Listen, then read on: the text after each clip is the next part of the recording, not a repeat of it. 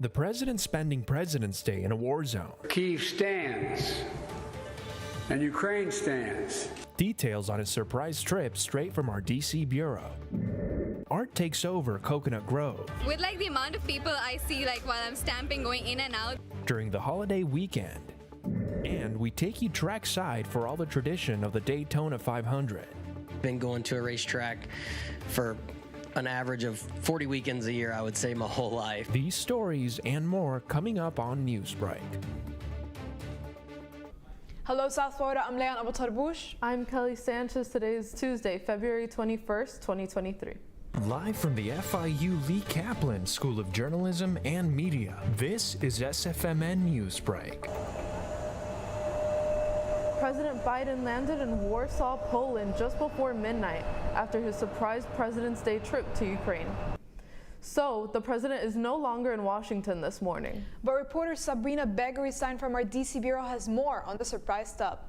After a 10-hour train ride from the Polish border, President Biden met with President Zelensky to discuss an increase in military aid and to reassure the Ukrainian leader that the U.S. will continue to support that country in the war. Kyiv stands, and Ukraine stands. Democracy stands. The two world leaders took to the streets to visit St. Michael's Cathedral to remember the fallen soldiers. For President Biden, the surprise visit is to show Russia's Vladimir Putin that the strong alliance between the U.S. and Ukraine will not end. He's counting on us not sticking together. He thought he could outlast us. I don't think he's thinking that right now. President Biden pledged $500 million in military aid, such as artillery, ammunition, Javelin missiles, and howitzers. Today, Russian President Vladimir Putin is set to give his national address, where he is expected to justify his involvement in the Ukrainian war. I'm Sabrina Begary-Stein in Washington, D.C. for the South Florida Media Network. President Carter is receiving hospice care at his home this morning as the nation prepares to say goodbye. Considering his medical history, he has announced that he will avoid additional medical intervention.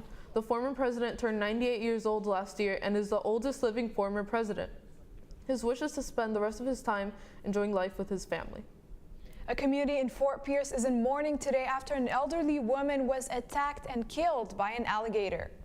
The 85-year-old woman was killed yesterday while walking her dog at a 55 and over community when the giant alligator grabbed her dog and then her. The dog survived and the alligator was captured and removed from the property. The alligator, which was close to 11 foot long, was trapped by an FWC trapper, and we assisted. The Florida Fish and Wildlife Conservation Commission is still investigating the case while they relocate the alligator and decide whether it will be destroyed. A woman struck a deputy with a stolen U-Haul and drove away. While an arrest of a stolen U-Haul was being made, another woman went behind the wheel of the vehicle and drove away. About an hour later, she drove directly into a deputy, which shot at the U-Haul. The woman managed to escape, but was found with a shot in the leg and arrested later near Palm Beach Boulevard and Permission Boulevard. A group of manatees are back in their natural habitat this morning after being released. It was yesterday near Tampa. That's what the Save the Manatee Club said in a news release. They also said 12 is the highest number of these animals to be sent back in the wild in a single day. Researchers are keeping up with them through GPS trackers, but Florida manatees have been vulnerable over the past 3 years, leading to the rescue. Mardi Gras is a weeks-long celebration in New Orleans, but the literal translation from French is Fat Tuesday, which is today. The network's Vanessa Garcia has more on what's about to happen in there and what's already happening in South Florida. Today is the last day of Mardi Gras celebration in New Orleans. In fact, the term Mardi Gras in French means Fat Tuesday, which is today.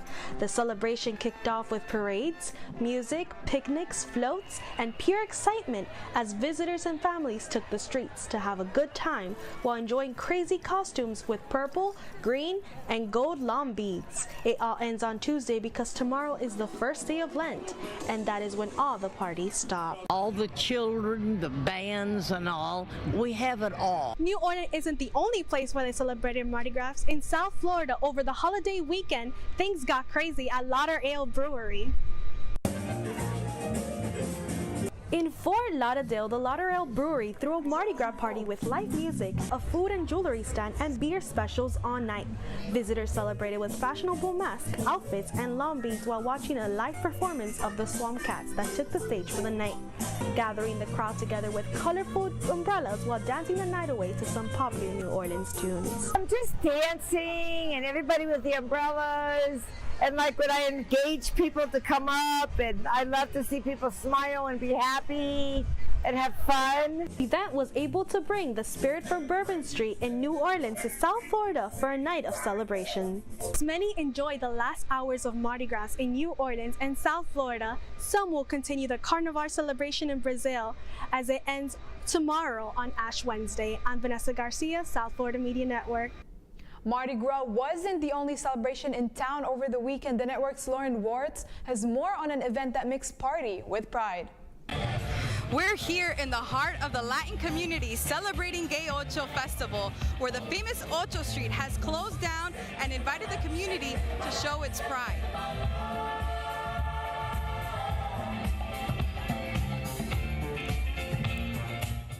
Gay Ocho Festival is a platform and opportunity to connect with parts of South Florida that brings diversity, history, and culture to engage the community in ways no one knew were possible. We have been working within the South Florida area, basically giving out information and resources to help with HIV prevention, to keep everyone healthy, knowing their status, and being as happy as they can. The festival features cultural programming, a fashion show in Domino Park, dance parties, the best Miami sandwich competition, and so much more.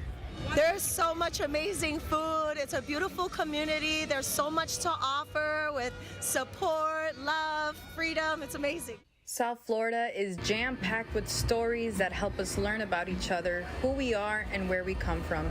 Just understanding that everyone's just here to have a good time. No one's different. We're all the same. And that maybe we can move the world forward a little bit by having an event like this. Great food, drinks, music, and dancing were some of the things showcased today at the community gathering together to show its pride. For South Florida Media Network, I'm Lauren Wirtz.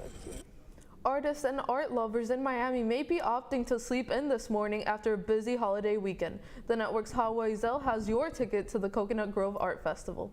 One of the largest outdoor arts festivals in the nation kicked off its 59th year on Saturday.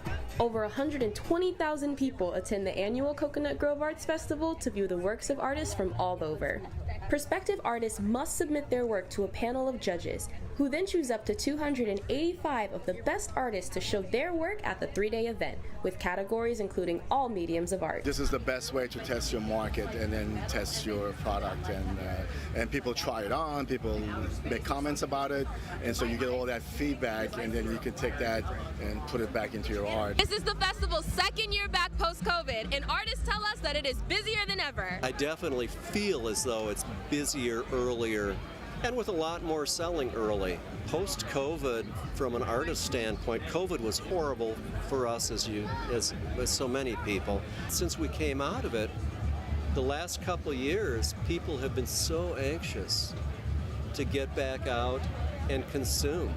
So that's translated really positively into our rebound. Miami is known for art and this and that, and this is kind of like one time of the year where like everybody at Coconut Grove or from all over I guess the United States come in and present their art. With like the amount of people I see like while I'm stamping going in and out, there's like a lot of people that want to look at it as well. So that's like really good for both the artist and the art they're making. The festival also included culinary arts, food trucks, fine wine and spirits, live music, and interactive art for children. Next year will mark 6 whole decades of this historic festival, and the artist colony of Coconut Grove would have it no other way. Reporting for South Florida Media Network, I'm Hawa Izel. The Cats hosted the Ducks and treated fans to a little overtime hockey. That's still ahead, and so is this story.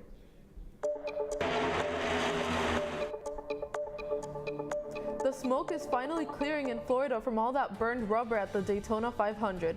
Newsbreak will be back in 2 minutes.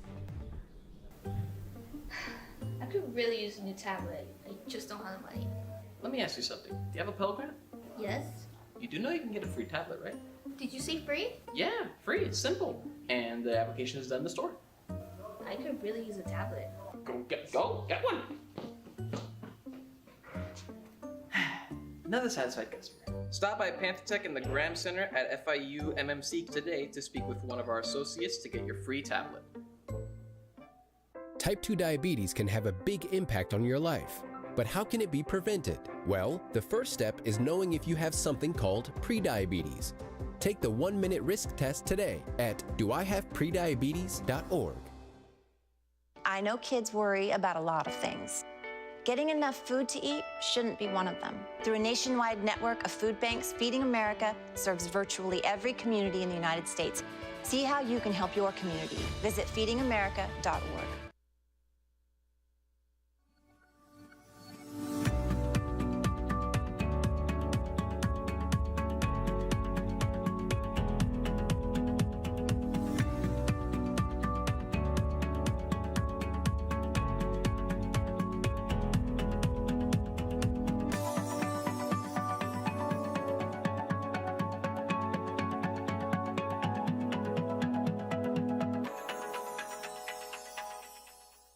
If a natural disaster shows up at your doorstep, you can't just turn it away. That's why it's important to prepare for emergencies before they show up. Go to ready.gov/plan to find the tools and tips you need. And make a plan today.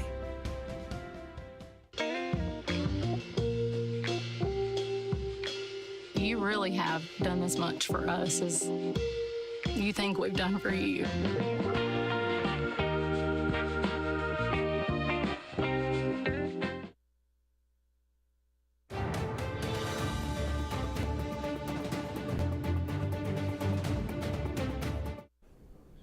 Daytona Dreams NASCAR fans flocked to Florida for their sport's biggest weekend. While they were all headed south, the network's Kenneth Bueno was heading north. After taking in all the sights and sounds, he filed this report. They call it the greatest weekend in stock car racing. 3 months of anticipation came to a close as all of NASCAR's National Series took to the high banks of the Daytona International Speedway to kick off the sport's 75th anniversary, ending with the Daytona 500. Fans lined up and packed the speedway in celebration of one of NASCAR's most historic traditions, the running of the Great American Race, where veteran Ricky Stenhouse Jr. captured the largest win of his 14-year career, driving the number 47. Yeah, it's super cool.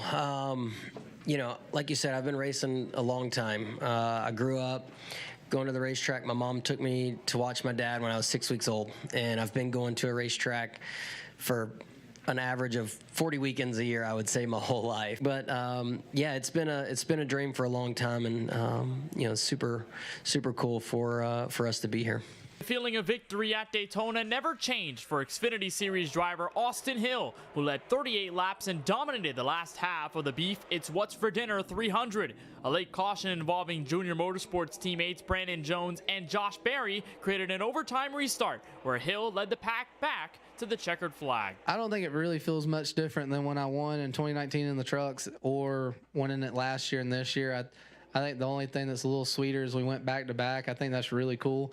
And you get to start the year off, you know, locking yourself in points and that type of thing. So anytime you win at Daytona, it's so special. It's our Super Bowl. I mean, it's the first race of the year. It's all the hype, and a lot of people are here. All the fans are here. So you want to start the season off right, and we were able to do it the last 2 years. Now we got to put our foot down and win some more races throughout the year. Finally, there was Zane Smith, the third victor of the weekend after scoring a rain-shortened win in the opener for the Craftsman Truck Series. Smith, the defending series champion, went back-to-back in the Nextera Energy 250 and picked up his 8th career victory amid misty conditions on the racetrack. Well, I mean, regardless of how you end up winning it, obviously, yeah, I want it to be an exciting finish, but like I said, I don't know anyone who's going to turn down a win at Daytona for one, and it's a playoff spot, and we're locked in. I didn't get any stage points tonight, but we're leaving in the playoffs. Zane Smith, Austin Hill, and Ricky Stenhouse Jr. will all leave the World Center of Racing victorious as NASCAR heads out west for the second race of the season. Reporting from the Daytona International Speedway, Kenneth Bueno of the South Florida Media Network. After a long 4-game stretch on the road, the Florida Panthers come home and find themselves a win against the Anaheim Ducks. Although the Cats were victorious, the Ducks made a statement in the first period with 2 goals. But the Panthers came back, and in the second period and to finish off the regular periods, both teams scored for a tie. The Cats came out for overtime with the win. The final score was Ducks 3, Panthers 4. The Panthers will play the Buffalo Sabres Friday at 7 p.m. That's all the time we have for Newsbreak. I'm Kelly Sanchez. I'm Leanne Abutarbush. Get more news anytime at sfmn.fiu.edu.